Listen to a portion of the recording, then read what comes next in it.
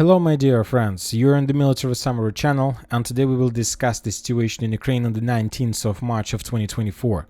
Today we have a lot of very interesting updates, so let's start. And first we're going to talk about the borderlands. The Ukrainians continue offensive operation with the purpose to establish control over buildings, basements, streets, probably fields and so on. So let's discuss the situation in details. And very interesting details we continue receiving from Kozinka. Today we have a lot of geolocations, one of them confirmed the Russian progress of the village, other confirm Ukrainian control over the village. Now let's split the icons and let's understand which part of Kozinka is under Russian control and which part of Kozinka is under Ukrainian control. For example, on this video we can see this event took place, let's say, on the border, let's say with Russia, on the first buildings on the Miro Street. The Russians managed to discover the headquarters, maybe local or some temporary positions of the Ukrainians, and as a result of FAP attack, the building, the entire area was reduced to ruins.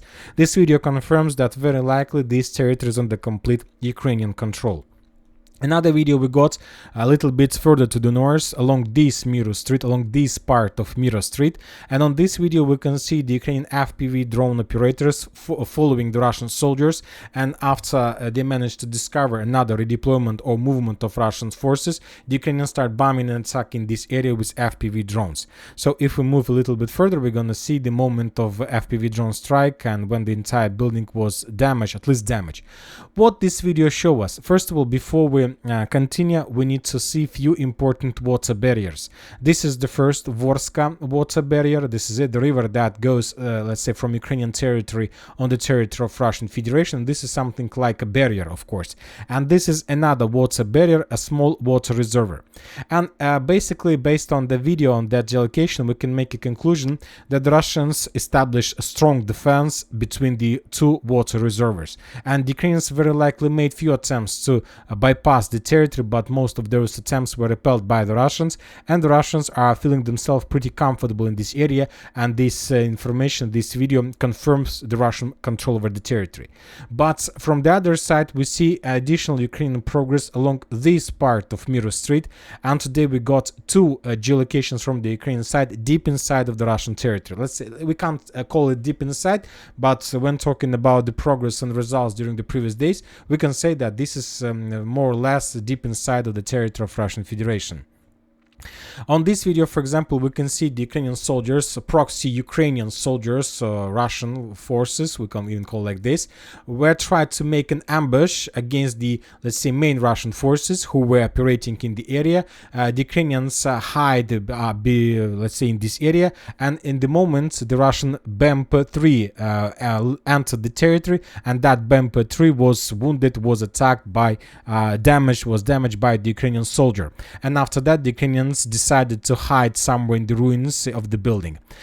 After the Ukrainians revealed their own positions in the area, the Russians start bombing and attacking this territory with FPV drones. Now the Russians show us the movements of the Ukrainian forces. Of course, after that ambush, the Russians received information about the concentration of Ukrainian forces there, and the Russians attacked the Ukrainians with FPV drone.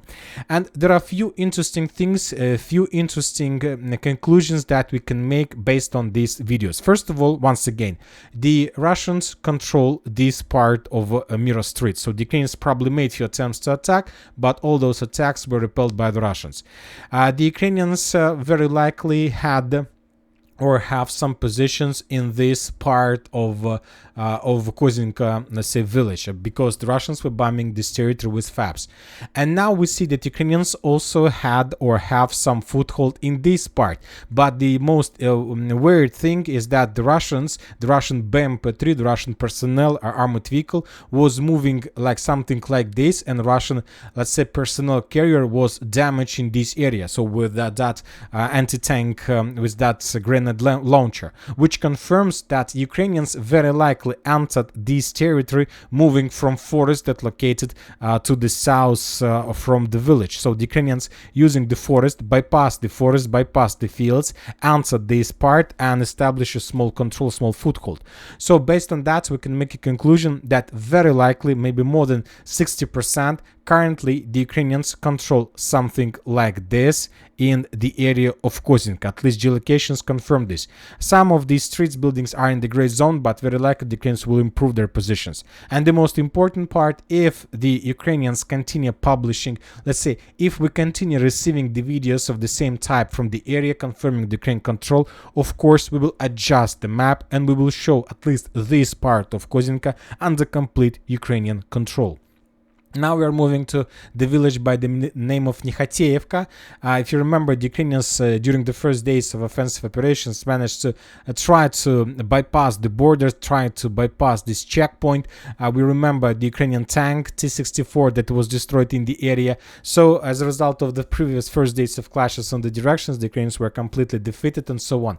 But now the Ukrainians managed to bring some FPV squad, and during the day, during the previous days, the Ukrainians made a lot of attacks against the Russian forces, Russian positions, Russian equipment, electronic warfare equipment, cameras, communication equipment with FPV drones against the Russian FPV drone operators, trying to suppress the area, trying to clear the area. And after such a lot of attacks, the Ukrainians very likely are going to start the ground operation, and very soon they will try to make another attempt to bypass, to break through the area and to establish control over at least the village by the name of Nikhateyevka. So this is like the first goal of the Ukrainians. Of course, I'm not sure the Ukrainians are able to do this, but based on the situation in Kozinka, maybe the Ukrainians are able to move a little bit further, but of course having significant losses and something like this.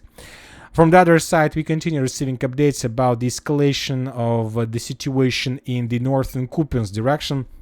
Today the Russians bomb another Ukrainian positions inside of Vovchansk. Very soon the Russians are going to start the ground operation. For now the Russians are continuing with regrouping, and they need additional time, maybe a week, maybe days, maybe a month, but obviously probably within the next months the Russians will start the ground operation, and the first area the Russians are going to attack is going to be the northern Kupiansk part, including Vovchansk, and basically the Russians will try to get to Pechenegi and to the road between Chuguyev and Kupiansk, and this is going to be something like attempt to attack Kupiansk from behind and to complete and restore control over the territories, at least over part of the territories the Russians lost during the Ukrainian autumn 2022 counteroffensive operation.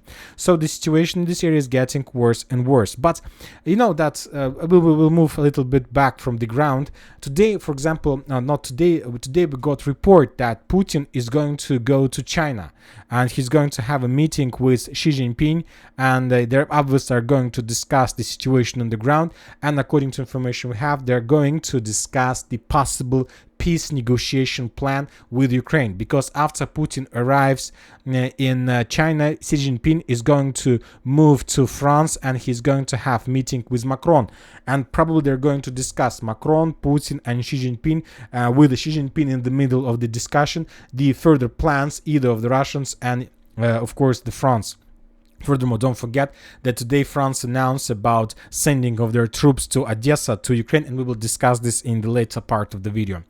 Now we are moving to Kupiansk area. We haven't received almost anything from direction, just a small, let's say, correction on the line of combat contact in the vicinity of Kislovka-Kotlarovka. The southern Kupiansk direction, we haven't received anything, just a video of how the Russians were trying to evacuate the wounded Ukrainian Leopard tank, but the first Russians were trying to suppress the area to clear, and then they managed to get the tank. But after that, the Ukrainians, not just one tank, as you can see, the Russians were evacuating Leopard and probably Bradley, but the Russian tank was damaged by FPV drones and the Russians were forced to abandon, and later they will try their luck once again. Now we are moving to Sivers's direction. Of course, the clashes as usually continues in the vicinity of Belogorovka. A lot of multiple launch rocket strikes in the city. The Russians still haven't started the ground operation due to the risks and due to the very, let's say, not advantageous positions of the Ukrainians on the hill. So for now, no changes on the ground. But more and more reports, updates are coming from Rozdolivka, and 100% sure that maybe less than in 2 weeks, the Russians will make first attempts to storm Rozdolivka with significant number of armored vehicles, personnel carriers. Today we got additional FPV strikes, FPV drone strikes against Ukrainian positions on the line towards Fyodorovka. On this video we can see the Russians clearing the area. Furthermore, we got additional FPV drone strikes along the railways. The Russians were clearing the Ukrainian machine gun positions, edge positions with FPV drone probably positions. Also, these two positions are laid along the main roads of attack towards Rozdolivka, and another FPV drone strikes against the Ukrainian positions to the south of Rozdolivka. Just to pay attention to the concentration of FPV drones. One FPV drone was dropping the grenades while another one was flying above him. So imagine yourself the number of drones were involved in all this clearing operation on Rozdolivka direction just during the previous maybe 48, maybe 72 hours, which confirms the over-concentration of the Russians, and very likely the operation is going to start very soon. The sources on the ground are saying that the Russians are almost have got let's say on the outskirts of the village, and maybe we should start counting minutes or hours when the Russians will launch the ground operation in the area. Now we are moving to the south, to Ivanovska. For now, the Russians still haven't managed to resolve the issue and the problems with the hill, so that's why there is no talks and no, let's say, even idea about further storming of Ivanovska. Of course, the Russians established a foothold in the town, in the village. It's already good for them because they don't need to do this once again, but the Ukrainians still control the hill, and so that's why the Russians at least stopped any attempts to move further.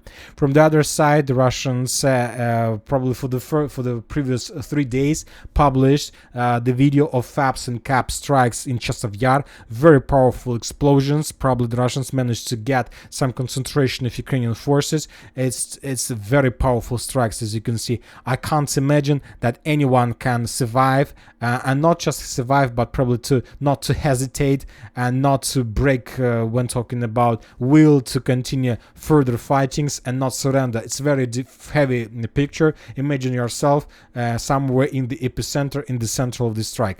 It's probably very difficult, but no changes on the ground. Furthermore, the Russians continued declaring and counter-artillery duels on the south and Klishchiivka direction. Few additional Ukrainian personnel carriers, armored vehicles, tanks, artillery systems were discovered and destroyed by the Russians. And this is very important because during the previous days, the Russians made few attempts to attack the Ukrainian positions along the railways in the vicinity of Avdiivka, but most of those attacks were repelled. If you remember, yesterday we discussed, let's increase the numbers of updates just for one day once again.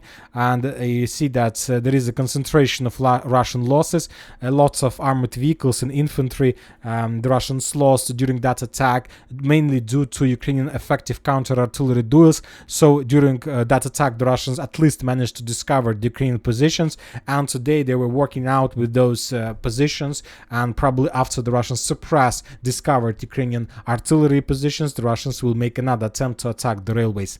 Very interesting details are coming from the New York, not the on that's in the United States of America, but another New York and the Ukrainian control.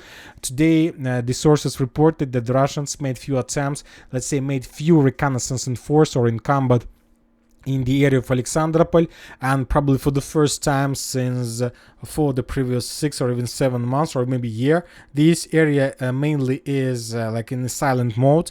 No attacks neither from the Russian nor from the Ukrainian side. Of course, we're not talking about the landfills between Gorlovka and let's say Toretsk, but this area is something new. So the Russians are saying that the Russians conducted, according to them, successful reconnaissance in combat, and maybe very soon we need to expect more attempts from the Russians to attack towards New York and Toretsk agglomeration.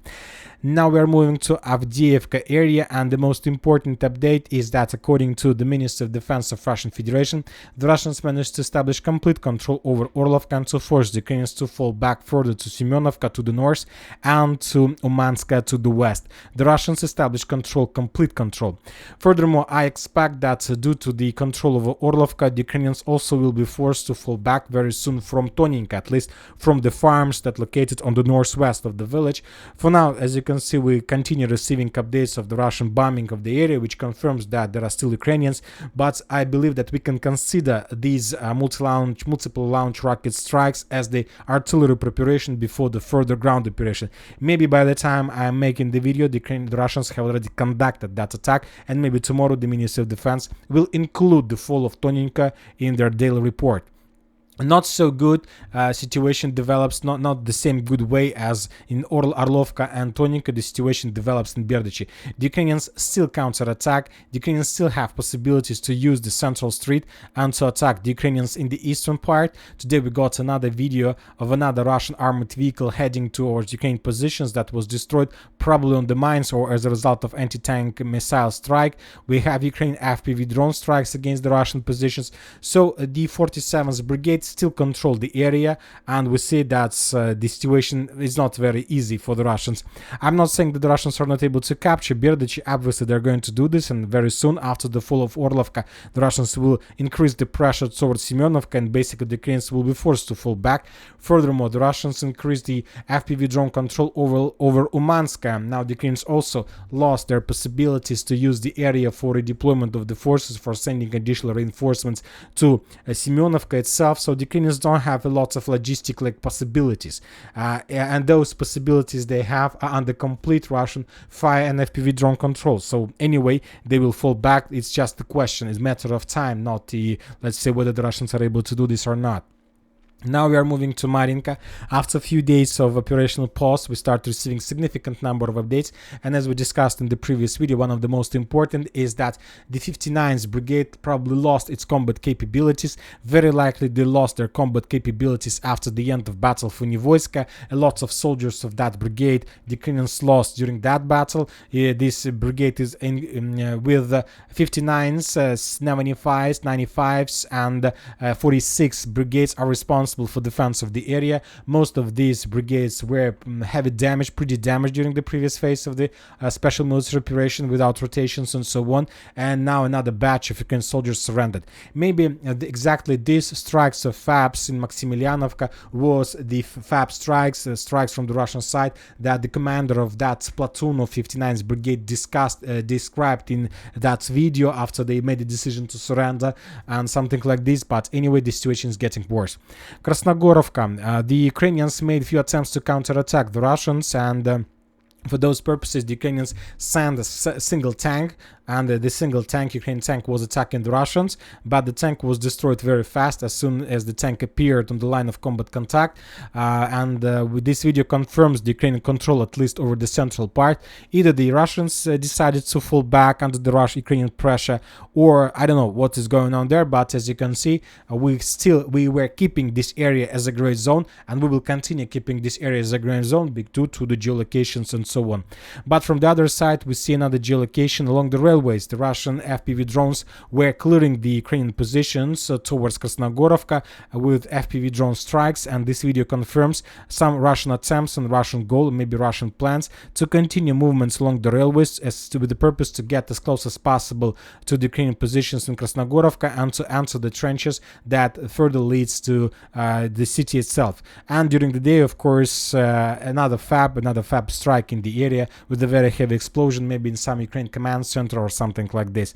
So for now, no operation on the ground. The Russians increased the pressure and the Russians continue the pressure. Novomikhailivka, no updates. Either the front line was stabilized or the Russians are making regrouping, trying to regroup forces before further pressure, who knows. So we will bypass the area. Interesting updates are coming from the line between Vadiana and Salotka. If you remember, according to the latest updates we have from different mappers, the Russians managed to dig in deeper along the road and to establish control over this territory. But we haven't received any geolocation, so that's why we were keeping, and we keep this area as a gray zone. And today we start receiving updates from the territory. On this video we see the Russians were bombing the Ukrainian positions among the fields between Vadiana, Salotka, Mikolskaya, and this is very important. As you can see, very heavy strikes, very heavy pressure, lots of FABs, multiple launch rocket systems, still flamethrower systems. Everything reminds me the artillery preparation before further Russian ground operation. And later we got some updates from Salotka, but from the Ukrainian sources. On this video we can see how the FPV drone operators of 72nd Mechanized Brigade of Armored Forces of Ukraine were attacking the Russian tanks in the area. Very likely that was something like Russian attempt to attack after artillery preparation, but some of the tanks and armored vehicles were damaged by the drones. So at least two geolocations appeared at the same time, and they have a lot of common things. Now we are moving further to Velika Novoselivka, Vremivka tactical bridgehead. Let's say for the first time for the previous few days we haven't received anything from the area. Another Malinovka, Zaporozhia area, another day, another missile strike, another Amur strike. Probably this is the 100th strike from the Russian side. Maybe the Russians start bombing Malinovka with missiles, with Mul missiles for this third and fourth time in a row, the same targets, who knows, but the pressure is very heavy without any changes on the ground. And Gulyai-Polye, the Russians are saying that something happened, and not something, that one important thing changed in Malinovka and Gulyai-Polye direction, because when talking about the previous phases of the special military operation, this area was completely silent either from the Russian and from the Ukrainian side, and there were no drones, there were no regular clashes like we can see in Robotyne, Avdiivka, Sinkovka, even on Belgorod area. And starting of, let's say, March, the Ukrainians and the Russians are saying that there are hundreds of drones flying above Gulyai-Polye, and the Russians start real hunting over on the Ukrainian forces and positions in the town. So very interesting, and very likely something is going to happen there.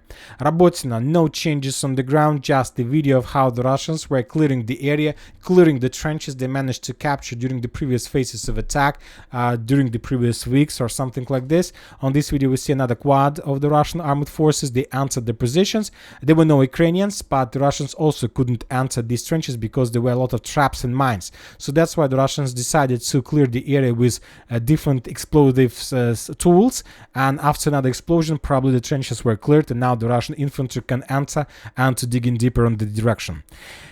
So no changes on Zaporozhia, as you can see. Now we are moving further to Kherson area, and the most interesting updates, probably political updates, are coming from the territory. Now, first let's start about the reports from French. According to the director of the Russian intelligence, Sergei Naryshkin, France is already preparing a contingent to be sent to Ukraine. It will amount to about 2,000 military personnel. The French military unit in Ukraine will become a legitimate and priority target for the Russian armed forces. The French army is concerned about the losses in Ukraine. They are the largest since the war in Algeria in 20th century. So the situation is that France is going to send forces, obviously, and today, this evening, some sources start, let's say, publishing updates that there are already French forces on the ground, some from the Foreign Legion or something like this. Anyway, this is another escalation, and the main question, why French made the decision to send forces. Some people can say that this is something like an act of revenge of the Russian behavior in the northern Africa, when the Russians made the military coast and basically got under the control the countries that used to be under control of France. Some sources are saying that Macron tried to use this situation to force Russia to stop and to start the negotiation process with Ukraine. Some people are saying that the Western countries decided to send forces to Ukraine with the purpose to release forces from the border, from the towns, and to allow the Ukrainians to send them on the line of combat contact, and many other, let's say, reasons. But as I see, the most important reason is that Ukrainians still haven't adopted mobilization law. Yes, there is a mobilization process. They're having significant losses. Furthermore, today, probably one of the most important report we received about the visit of the Lindsey Graham in Kiev. He was saying that we will not give you money, we will not give you weapons, we will not give you anything, but you need to continue mobilizing people, and it's better if you start mobilization of people younger than 25 years old. So for me, it's like disaster. And this is genocide. This is genocide, not the situation on the ground when Ukrainians and Russians are dying in the, let's say, in a fair combat, because it's a fair combat, face to face, no nuclear weapon, no. Maybe the Russians have more advantageous technologies, but Ukraine also have, and they receive them from the Western country, but it's a fair battle. But to come to Ukraine and to force them to send young people the future of Ukraine in exchange for nothing, it's a genocide. Not genocide with the bullets, but genocide on the paper, genocide in the social media or something like this. And so the reason, and no mobilization, no mobilization. And furthermore, today we got additional, for example, report from the Ukrainian sources. They managed to capture additional group of Ukrainians who were trying to cross just 500 meters of river from Ukrainian bank of Dunabi River probably to Moldovan border, but they were captured by the Ukrainian detachment, and every one of them paid around $5,000 to cross these 500 meters, but they were captured, and because of their skills to use to be so comfortable in the rivers, obviously they will be sent to the 35th, 36th, 37th or 38th Marine Brigades, and then they will be sent immediately to Krynky to show their experience there. And furthermore, we continue receiving very terrible updates about the mobilization process in Ukraine. For example, the Ukrainian, let's say, brigade authorities, a lot of brigades in Ukraine, 5th, 3rd, 72nd, 79th, so dozens, hundreds of brigades in Ukraine, and the commanders of these brigades suggested their own plan of mobilization. They suggested that it's better to make mobilization by the brigades themselves, because if this process is under control of the local authorities, sometimes it's not good. There are a lot of corruption schemes, a lot of not very good things there. Sometimes these local authorities mobilize sick with disabilities people, and they send them to the line of combat contact where they're completely useless. The only thing they can do is to get another bullet and maybe to save life for experienced soldiers. This is this is the only thing they can do. So that's what they suggest. Let us to make mobilization, because we know for sure the situation in each brigade, we know for sure the losses of each brigade, and it is in our interest to replace the losses as fast as possible. They're going to be no corruption, no problems. We will send our, let's say, platoon soldiers to this or that city, and we will mobilize everybody and everything we need. We will not mobilize, of course, people, sick people, blind people, deaf people, because they can't do anything on the line of combat contact. We will try to get healthy, young, and we will follow everything that Lindsey Graham said during the visit to Kiev. So this is like another, let's say, activity, another proposal from the soldiers on the ground, from at least Ukrainian brigades on the ground. Furthermore, we see the number of Ukrainians that leave Ukraine every single day is around more than 1,000 per day. More than 1,000 per day young Ukrainians try to leave Ukraine and not to return back ever. Furthermore, we got additional numbers, additional statistics about the cases of when voluntary abandonment of the part have been initiated in Ukraine. So I'm trying to say that after mobilization process, when a soldier arrives to the army, to the base, he tried to run away. And for example, for 2023, around 16,000 soldiers left their positions, left their bases, let's say in unknown direction, just for 2023. And for not less than 3 months of 2024, around 4,600 cases was in this situation. The Ukrainians are running away from the line of combat contact, and this is also one of the reasons why the Western countries decided to send forces, because nobody wants to fight in Ukraine. It's the end. Those people, young people who wanted to fight with Russia, ended in 2022. After the Russians started the special military operation, those who really wanted to fight with Russia were mobilized during the first months of war. Then there was just a process of forced mobilizations of those who doesn't want to fight, who want to go home, who want to run away, or, which is worse, to surrender to Russians. So that's why the Western countries need to find another source of motivated people. And another source of motivated people is the regular army. Those people who sign the contracts and who doesn't have any other option.